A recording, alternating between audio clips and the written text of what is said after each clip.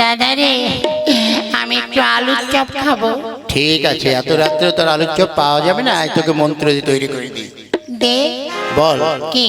রানীগঞ্জের কয়লা, রানীগঞ্জের কয়লা, আসানসোলের ময়লা, আসানসোলের ময়লা, বর্ধমানের মিহিদানা, বর্ধমানের মিহিদানা, শক্তিগড়ের ল্যাংচা, সত্যিকারের ল্যাংচা। তোর বাবাকে গিয়ে মুখ ভ্যাংচা। তো ধ্যাৎ, এটা কোন ধরনের চপ? আর এটা চপের মশলা তৈরি হচ্ছে। এবার বল।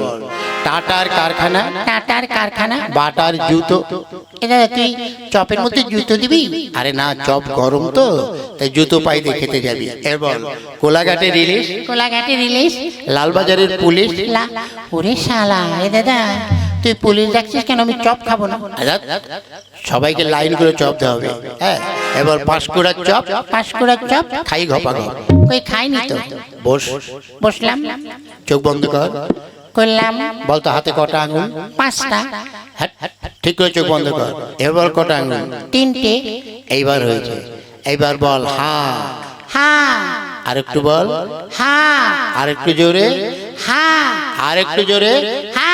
এই নে খা। রে বাবা রে, কি গন্ধ রে দাদা!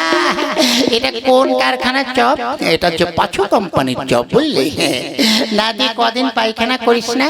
তা 2 সপ্তাহ হবে। ওরে কি গন্ধ রে! আমি যাই বমি করে আসি।